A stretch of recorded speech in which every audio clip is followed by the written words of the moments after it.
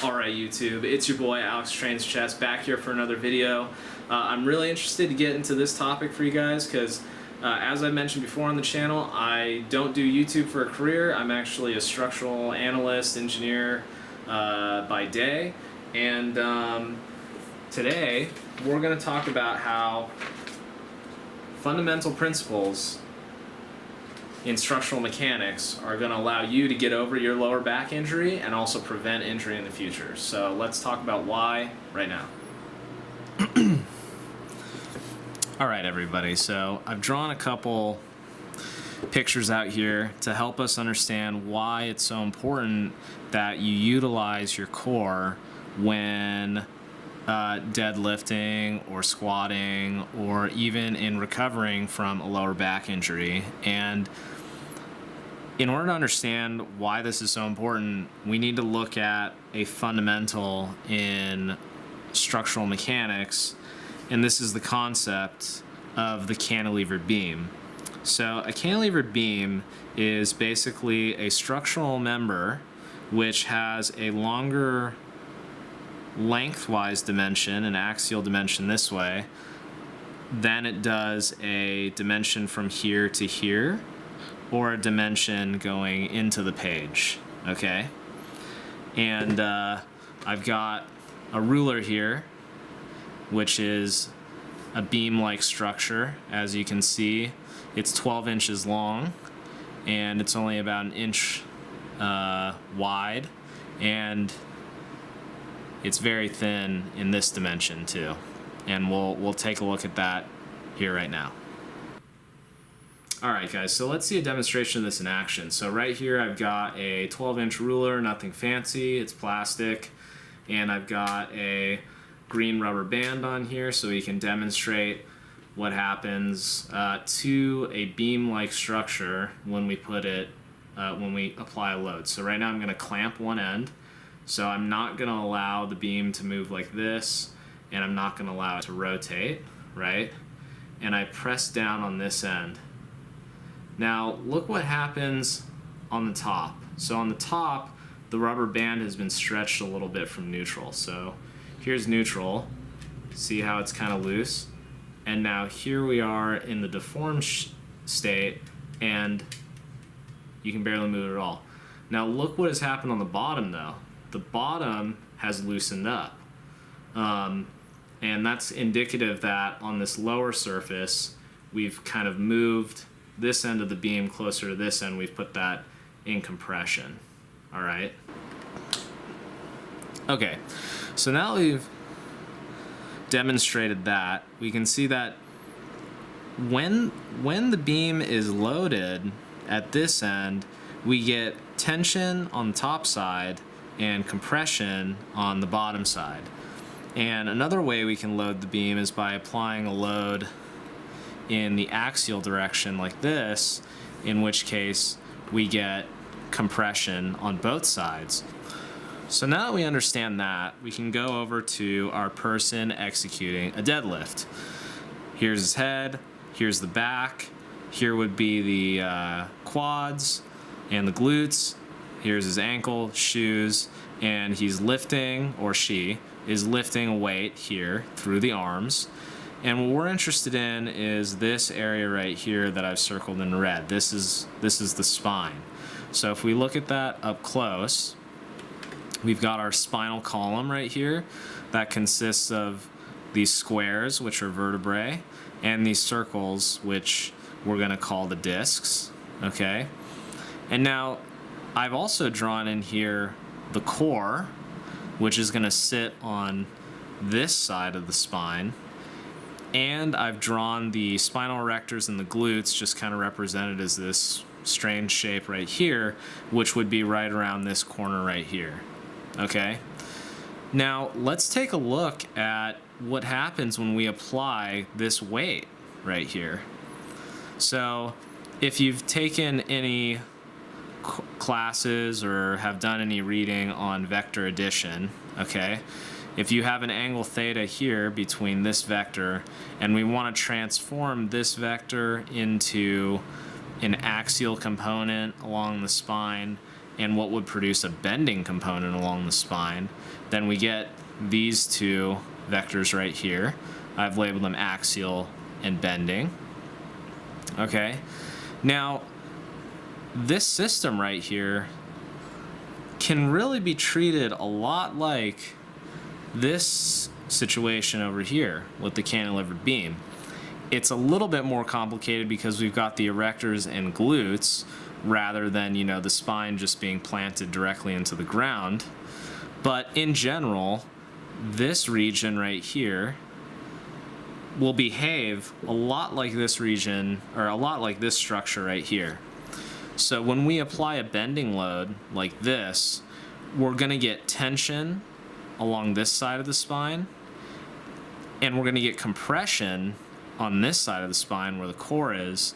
And similarly, the axial component of this load is also going to contribute to compression along the spine and through the core. Okay?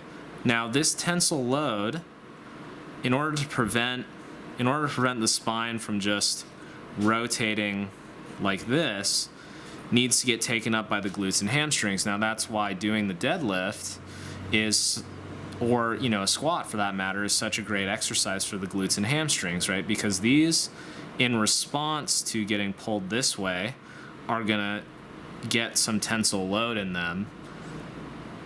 Now similarly, the core is gonna get mushed together this way, okay? So when we take a look at this picture, here's what's really interesting. Notice that any muscle in your body, when you contract it,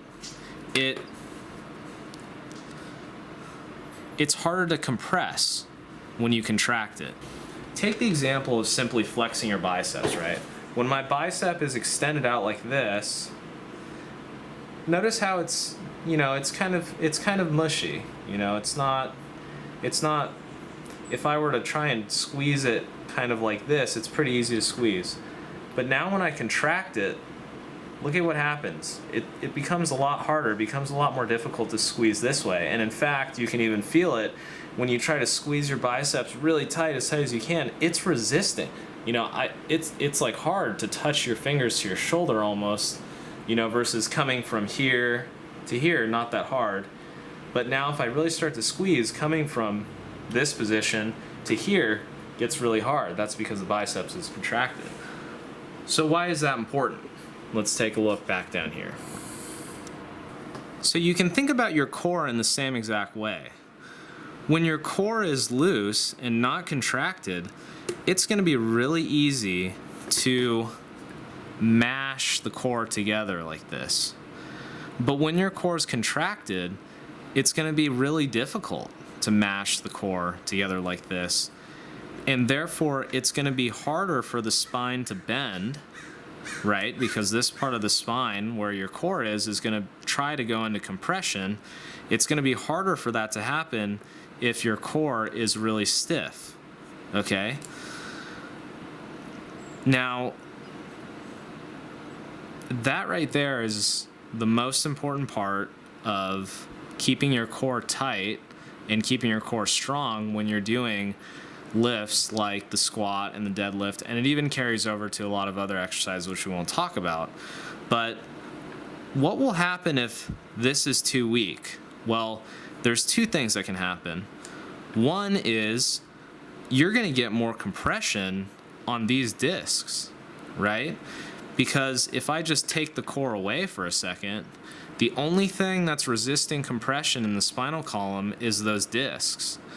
Put the core back in the picture, and now I've got this load share component where some of the load wants to go through the spine and some of the load wants to go through the core, all right?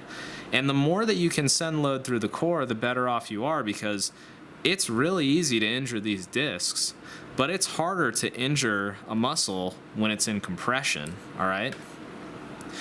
Now, what's the other thing that can happen if the core is lacking? Well, if the core is lacking, then in order to prevent the spine from rotating like this, you know, rather than having something on this side to kind of push the spine back up, all that needs to go into the glutes and hamstrings, which some of that you want, but if it's too much, what's going to happen is you're going to tear something here, or you're going to overstretch these and they're going to go into spasm, which is what happened to me, and that's not a good time, trust me. Now, there's one last subtlety that I want to talk about, and that is also, if you're not activating your core and you allow your spine to get rounded, let's say you already have a herniated disc issue, meaning these discs are trying to pop out. They're trying to pop out the back of your spine like that. Well, once the spine goes into bending and goes into tension, it's trying to pull these vertebrae apart, and it's making this gap right here, it's making that gap bigger. And once that gap gets bigger, it's a lot easier for this disc to kind of pop out and become inflamed by that. All right. So just by breaking down the spine and modeling it as a simple cantilevered beam and kind of thinking through how do we actually transfer the weight, which is initially on the ground, we start to pick it up. How does that load transfer through our body, into our feet, into the ground? Just by thinking about that, we can easily see that the core is extremely important, not only in preventing injury to the glutes and to the vertebrae and the discs, but it's also going to be really important in allowing you to execute a heavier lift. Okay? And I would say that what helped me the most in trying to recover from my lower back injury was really focusing on contracting my core and making sure that I'm really utilizing my core throughout the lift. Okay? Now, I realize that this might be kind of a complicated explanation, but the fact of the matter is, our bodies are structures, just like bridges, buildings, airplane wings, whatever. And we can learn a lot about what muscles are important for what movements that we do, just by thinking through some of the basic structural fundamentals of what's going on. Now, obviously we can make it more complicated than this, but I think that looking at the spine as just a simple cantilevered beam reveals a lot about why the core is so important in not only preventing injury to the lower back when doing things like deadlift and squatting, but also in recovering for injury. So the rest of this video, I'm going to take you guys through a couple really simple core exercises to do. And there's going to be a lot of people that watch this video and say, hey man, I've done crunches 1,000 times. What could I possibly learn from doing more crunches or doing more stuff like that? And what I want you guys to take away from this though is even going back to these fundamentals and really focusing on contracting your core. You can actually learn a lot about how to activate it. And also in the rest of the video, I'm going to go through actually just using a stick or some light weight to kind of just set up the cues for your abdominals when you're actually doing a deadlift. So let's go check that out right now. All right, everybody, so we're here back in the gym, and I hope you guys enjoyed that little quick engineering explanation as to why we need to consider working out our core in order to rehab our lower back, and also just to generally help us with compound lifts like deadlift, squats, and even to a certain degree like overhead press. So now I'm going to demonstrate what I think are 3 really useful core exercises to help you rehab your lower back. And 2 of these exercises are going to be done in a laying down position, which is good because you're going to be relaxing your back, so it shouldn't be too painful. The last exercise I'm going to demonstrate is something that you're going to want to do after you can move around a little bit better with your back. So I know when I hurt my back, I could barely walk, and there was no possible way that I was going to be able to do like the third exercise that I'm going to show you guys, but once you're able to do it, it's going to be really important, all right? So let's set up for the first exercise. Now the first exercise is just going to be a simple ab crunch. So what you'll see a lot of people do for this exercise is they'll grab the back of their head and they'll just start pulling the head up like this. Notice how there's no real movement in my abs, all right? Here's what you want to do with this exercise. You're actually going to arch your back a little bit, so I can actually put my hand under here, and this is the starting position of the movement.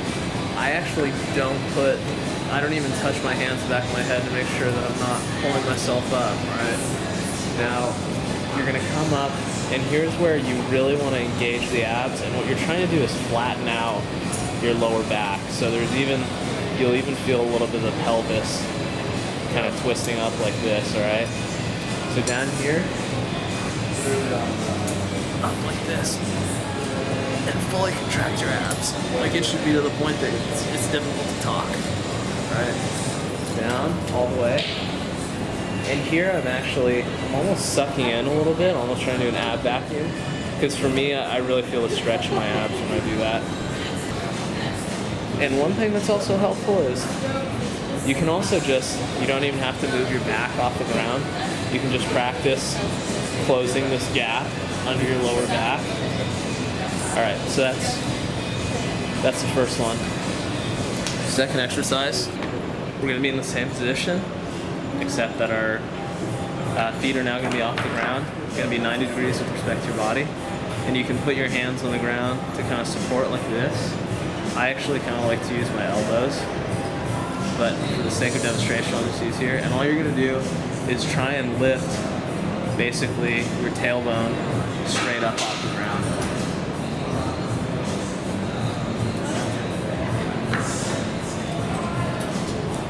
Now again, when we're in the relaxed position like this, I should be able to put my thumbs like kind of under my lower back, and you're gonna try and replicate the same type of behavior.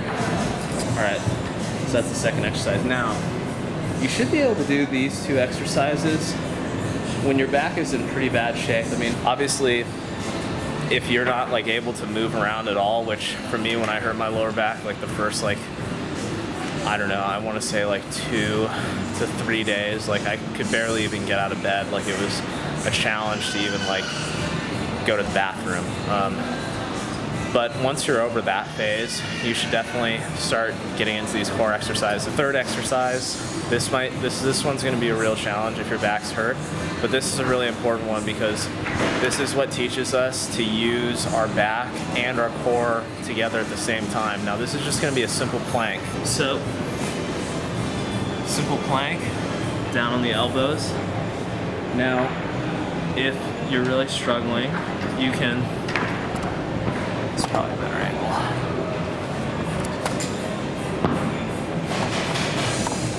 All right, so check out the position of my feet. So if this is really hard for you with your feet close together, you can always spread your feet apart. That'll make the exercise easier. But what we want to do is, first off, we're not like this, okay? Because if we were like this, then what's happening is our back is going into compression, our abs really aren't doing anything. You want to have your butt up, and not like this, because you know now you're throwing all attention to your shoulders, but just level like this. And think about what it felt like when you were in the crunch position to engage your core and flex your core to the point that you can't talk. So now I'm engaging my core. It's hard to talk, and I know it's hard to see, and you're gonna hold this for as long as you can, but preferably work your way up to like 60 seconds. You can graduate to either using a physio ball, or in this case, I'm gonna use some rings. You can do this with some TRX bands also. All right, so we've got 2 rings set up here, and some gyms don't have this, but if they have TRX bands and a pull-up bar, just throw them on that, or you can use a physio ball. You're gonna get your feet in the rings like this. Now, there's a lot of different exercises you can do from this position. You can also do this on your elbows, or you can do it up on your hands. Okay, so again, we're not doing this. We're keeping tension on our core, and you're just gonna bring your knees to your chest. And don't swing into it. Really try and just use your core. Imagine that you're just dragging your feet to your chest. And it should be hard to talk when you're in the fully contracted position. That really means that you're engaging your core correctly. So if you want to build that into like a routine, what I would do is, if you're a beginner or if your back's really hurt, throw a timer on, 60 seconds, do your regular crunches, another 60 seconds, do your leg raises, another 60 seconds, do a plank. And if you want to start, really trying to strengthen your core, add another 60 seconds and do the rings, or use the physio ball. So here, just grab a stick. You can do this with the bar also, but just remember the bar weighs 45 pounds, and if you're really trying to reinforce like core in these movements, I would suggest doing it without weight at first. Okay, so got the bar. What we're gonna do is we're gonna set up in the normal position that we would to execute a deadlift. And by the way, this applies like both to just, I use a conventional stance when I deadlift, conventional deadlift like other people. If you're sumo deadlifting, the same thing applies. I could either be just relaxed like this, or I can actually tense up my core before I do the movement. Now, what you want to do is, when you get down into the deadlift, you're going to think about pushing your hips, but really keeping your core super tight. Notice how almost when I get to the top, like it almost looks like I'm doing a crunch, but I'm not bending my lower back in. I'm just keeping my core tight the whole way. All right. Okay, everybody, so there you go. There's 4 core exercises for you guys to try out and work on. If you've just freshly injured your lower back, as I said in the video, try and take it slow. If you can barely get out of bed, then maybe you don't want to be sitting doing crunches in bed or anything like that. But if you're good enough to walk around and get to the gym, I highly encourage strengthening your core and really trying to work through things like that, and using your core as a tool, not only to just help you recover passively, but also when you actually start getting back into doing these lifts, really make sure that you activate that core and don't start slamming on a bunch of weight until you're really comfortable that you're solid with your core. And again, the reason why is because your body, just like a bridge, just like an airplane wing, just like whatever, is going to behave mechanically just like these structures do. And as we talked about earlier, all these fundamentals come into play. And anyway, it's just some food for thought for you guys. I'm going to try to make more videos where I talk about this stuff, especially when it comes to climbing, but also like lifting and stuff like that. So anyway, with that, peace out.